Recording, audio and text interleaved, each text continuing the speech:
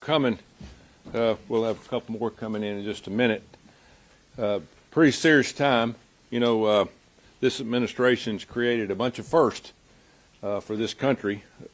Over 10 million illegals. Violent crime, 37%, rape, 42%, robbery up 63%, fentanyl everywhere, gas prices record highs for a long length of time. Our military is being destroyed from within. Our three-letter agencies are having huge problems. They're being weaponized. The world's in absolute chaos. This administration is setting records of incompetency. Congratulations, if that's what they're trying to do, because they've been able to accomplish that. And now, after multiple assassination attempts, they can't even give the former president and possibly future president security he and his family needs. It's absolutely ridiculous. This isn't surprising. We have a huge mental health problem in this country. But when you hear on TV and the radio and on social media about this guy's a Hitler, this guy's a fascist, he's a threat to democracy, what do you expect? All you have to do is look at some of these tweets I have here from some of our so-called politicians. And then you got people like Hillary Clinton, George Clooney, Joy Reid, Robert De Niro, wannabe politicians, and it's time for them to shut up, because somebody is going to get killed other than the fireman that got killed already in Pennsylvania. Mentally ill people hear this violent, dangerous rhetoric, and we're going to have a copycat. It's coming. And it's just unfortunate. Somebody's going to get killed, even after the fireman in Pennsylvania. So, what's it going to take? 66 days ago was the first assassination attempt. What have we learned? Zero. And we don't need some 10,000-word report. We just need to know what happened and how do we fix it. We up here have no clue of any information of what's happened. If Joe Biden and Kamala Harris care anything about this country, they need to immediately grant President Trump as much as they possibly can the security around he and his family. One thing about President Trump, he's different. He doesn't work 6-8 hours a day. He's going to work 14, 16 hours a day. You're not going to stop him from going to outdoor events. He's also going to do more than one event, sometimes 2 to 3 events a day, and you can't do it with just a basic group of Secret Service. It can't happen. You have to, and we have to give him more support, whether it's Rangers, whether it's Navy SEALs, whether it's more DHS. I don't care. We got 48 days, and if we have something disastrous happen in this time frame between now and the election, we know what could happen. We need to take care of this president. Again, he is different. He's actually going to do his job. He's actually going to go out and do his campaigning. He's not going to sit in the basement. He's going to do what he needs to do. Folks, we're in DEFCON 1. And up here on the Hill in the last few days, I don't feel that. I don't feel the need for, hey, a sense of urgency. The Secret Service has to lay the law down to the people here in Congress, say, we got to give help. I hear the Secret Service, or the FBI director, or the regional director down in South Florida about, you know, he's not the sitting president. We all know that. But he's had 2 assassination attempts. My God, wake up and smell the roses. We've got to do something. Let's don't wait till it's too late. We are not a third world country, and I guarantee you third world countries give better protection to presidents and former presidents than what we do, and that's a shame. So hopefully we get something done in the near future, because we don't need a disaster on our hands, and this is serious, because there's so much love for this president across the country about how hard he works. This administration is responsible for protecting him.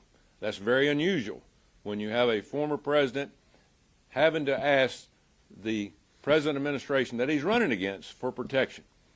It's their time to put up and shut up.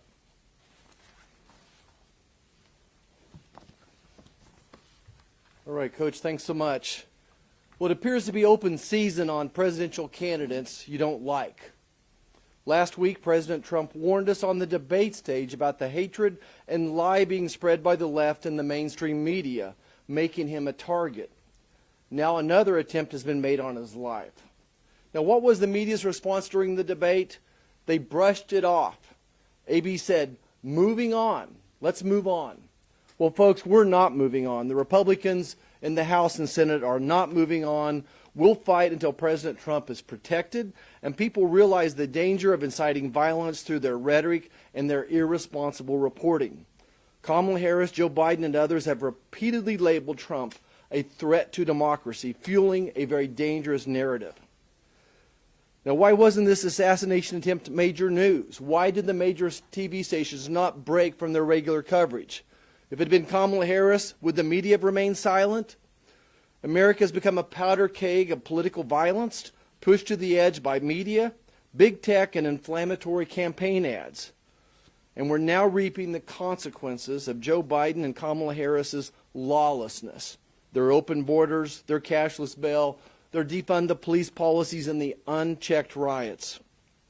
So we are calling for immediate action, and that's why we sent a letter today to Director Rowe from the Secret Service. 7 members of the Senate have signed that letter. We're asking him to give Trump the same protection as a sitting president. And I call on all the media, especially the legacy media and big tech, to turn down the rhetoric, stop attacking, stop censoring, and report the truth. Mike, go ahead. Donald Trump nearly lost his life. This is not the first time it's happened in the last couple of months. It's the second time. This was a tragedy that fortunately was forestalled. This gunman, Mr. Ryan Ralph, decided it'd be a good idea to hide and wait for him, knowing that he was going to be golfing that day, apparently having been tipped off somehow, hid himself in the bushes. And he had a GoPro and a military-grade weapon ready to be fired. Fortunately, a Secret Service agent apparently saw the barrel of the gun and fired shots before shots were fired, and Mr. Ralph fled. But this came way too close for comfort. I don't think it's lost on anyone that had it been the sitting president of the United States golfing that day, the gunman wouldn't have gotten anywhere nearly that close, and certainly anywhere close enough to have been able to carry out the attack. This guy was. He was within 500 yards, and it's very fortunate. We should all be grateful and uttering prayers of gratitude that it didn't end worse than it did, but it still came way too close. It's understandable that we offer a really high level of protection to sitting presidents of the United States. There are all kinds of reasons why the sitting president needs a large amount of security. But whereas here you've got a presidential candidate, the Republican candidate, the last standing impediment between a continuation of the current administration through Vice President Harris being elected this November, Donald J. Trump is the sole potential impediment to that. Where that circumstance exists, and especially where that candidate has now been the intended victim of 2 nearly successful assassination attempts, it's time to really increase his security detail, if necessary, to the same level or a comparable level to that enjoyed typically by the President of the United States. That isn't too much to ask, and in fact, it's a real misjudgment that would result in anything less than that. It's also important to remember the sort of environment in which this sort of thing tends to thrive. When Donald Trump is repeatedly characterized by, among other people, Kamala Harris as a threat to democracy, saying things like democracy is on the line, not just good policy is on the line or my kind of government is on the line, but democracy itself is on the line, and Donald Trump is a threat to that democracy. Those things have their intended effect. When they use ad Hitlerum over and over and over again to demonize and vilify this particular presidential candidate, it's going to have an intended effect. When you use ad Hitlerum, you tend to create Operation Valkyrie type moments, especially when you're using ad Hitlerum against somebody running for the office of President of the United States. Is the logical reasoning flows by saying, well, if this person is that bad, then anything and everything is morally justified in order to stop him. So it's not lost on me, it shouldn't be lost on anyone, that that same phrase used by Kamala Harris, that, democracy is on the line in her race against Donald Trump, the shooter himself used that same phrase. And that's significant. Meanwhile, many of the mainstream news media who have largely forgotten about the July 13th incident in Butler, Pennsylvania, who seem to have chosen almost to pretend as if that never existed, continue to, in some circumstances, give short shrift to their reporting on this. For example, NBC reported this attempted assassination at one point as a quote-unquote golf club incident. That's not fair, that's not responsible, and that's the sort of thing that can create an atmosphere in which this sort of thing can become far too possible. I believe it was MSNBC that on the same day as this attempted assassination suggested that Republicans, quote unquote, turn down the rhetoric. Well, if anyone needs to tone down the rhetoric, it's the left. It's the left that is constantly demonizing this presidential candidate. Look, if you disagree with Donald Trump's policies, fine. If you disagree with decisions or statements made by Donald Trump, state them. But by demonizing him and by saying that democracy itself is on the line, by characterizing him as an existential threat to us as a country, you create the inevitable risk, the inevitable possibility at least, that some crazy person out there will take that far more seriously than they should and try to take matters into their own hands in devastating ways. So this issue isn't going away. We've got to make sure that President Trump has the protection that he needs. But in the meantime, we should encourage our fellow citizens to speak as precisely and carefully as they can at taking note of the risks that we can perhaps unintentionally create when we refer to someone in terms that are morally irresponsible. Thank you. We're now going to hear from my colleague, Senator Budd. Who left? Oh, there he is. Nope. Right, yes. I want to thank my colleagues for being here on this important issue. I want to thank Senator Tuberville for getting us here together. First off, I want to ask all Americans who are inclined to do so, pray for our country, pray for President Trump's safety. That's first and foremost. But his security must be increased to the highest level of presidential protection. All leaders receive threats. But President Trump has now been the target of 2 assassination attempts. Now, we've been briefed about real threats from Iran and its terrorist proxies targeting President Trump.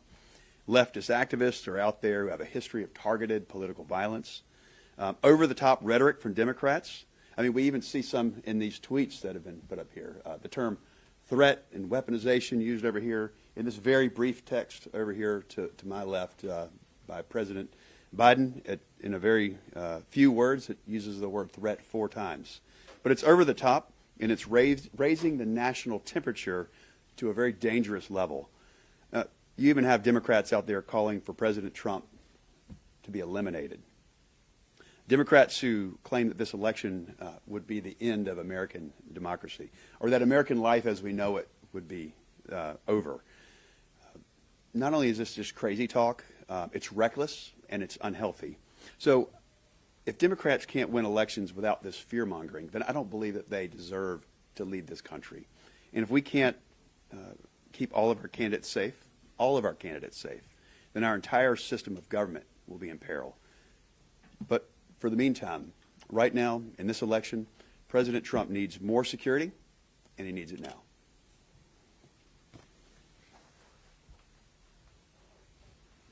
My colleagues have said it all very well.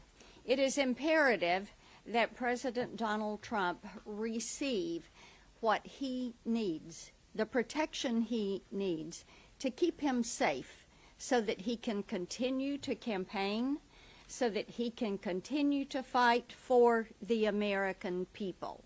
And that is what he is seeking to do every single day. Yesterday, I sent a letter over to Acting Director Rowe, head of the Secret Service, saying every possible resource, everything that's available to President Biden, Vice President Harris, also needs to be made available to former President Trump so that he can continue to work. You know, what we have seen is apparently a lack of resources or planning or focus or a combination of all. Why are they not using drones? Why are they not using dogs? Why do they not have protection at the level that was there when he was president? Why are they not doing that? So it's going to be important for the Secret Service to answer that question and to focus on what enhancements and additions are going to be necessary to properly protect President Trump. And we have mentioned today some of the rhetoric. Our nation has been well served over the past 248 years by robust, respectful, bipartisan political debate. And to label a political opponent as a threat to democracy and all the other terms that they use, that is not something that serves that well. We are the United States of America.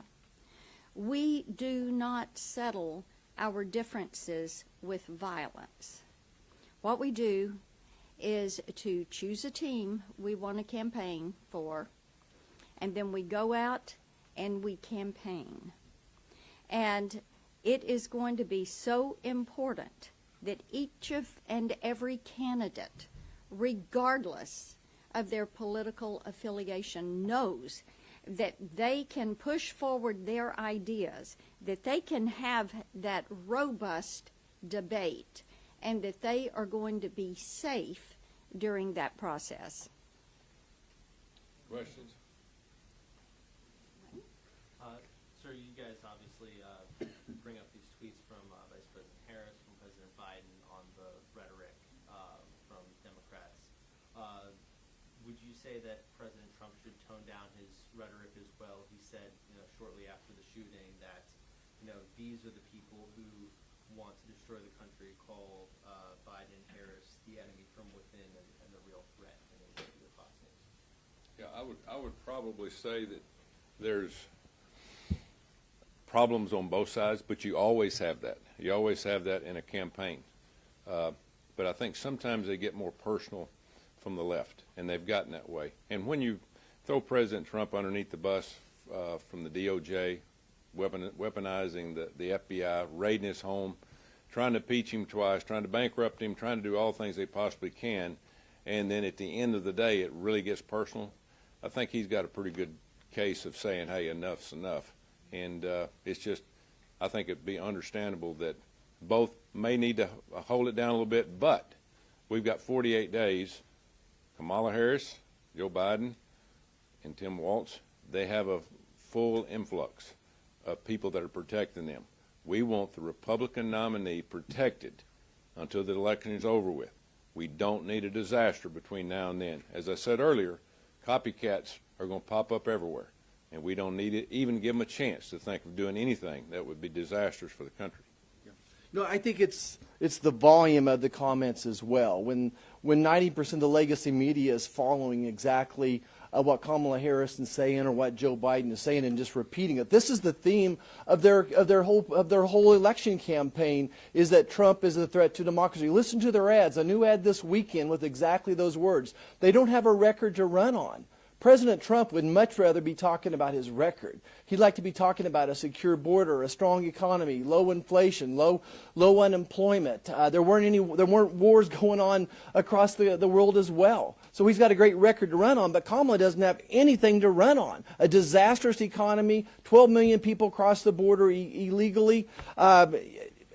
African American unemployment is now surging again. They don't have anything to run on. So this is what they rely upon, are these personal attacks on Donald Trump. Donald Trump would much rather be talking about his record than this stuff. But the Democrats practice projection. So what they say that somebody else is doing is actually what they're doing. And I think that's what President Trump's trying to communicate. That when they're saying that he's a threat to democracy, wait a second. Isn't an open border a threat to democracy? Isn't destroying our economy and inflation and destroying American energy? Aren't those all threats to our democracy as well? So I think he's responding to that. We're not electing him because he's a silly choir boy. He's going to be out there fighting for Americans.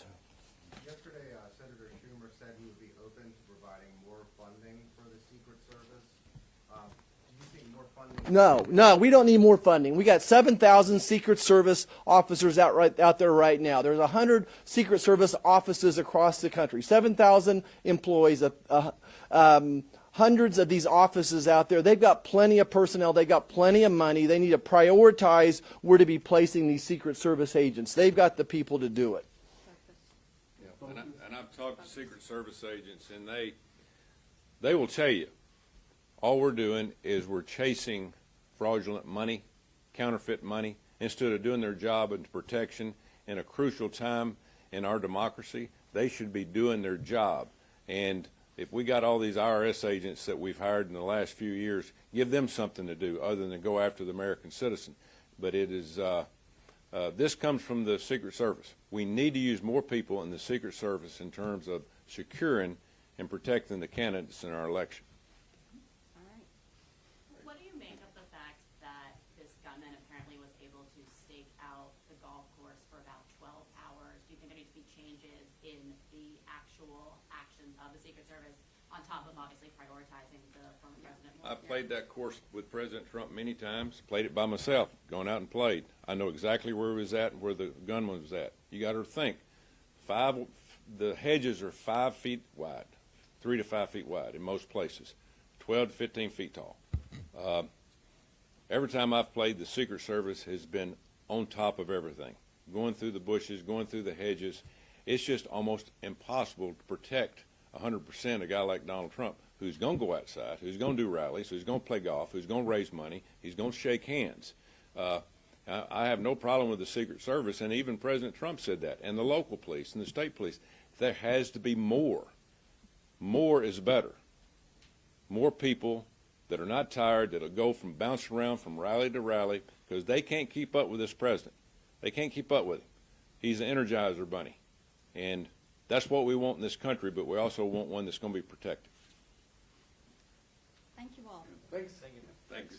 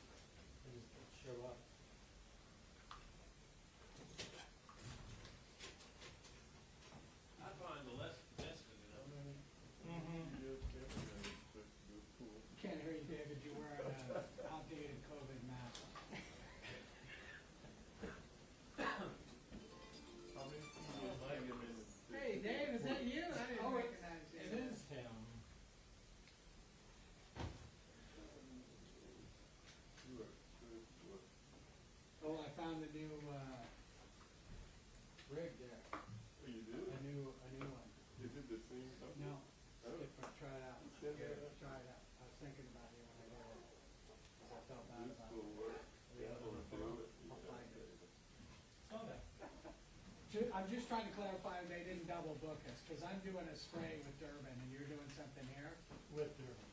with Durban. After, what time? This is a spray.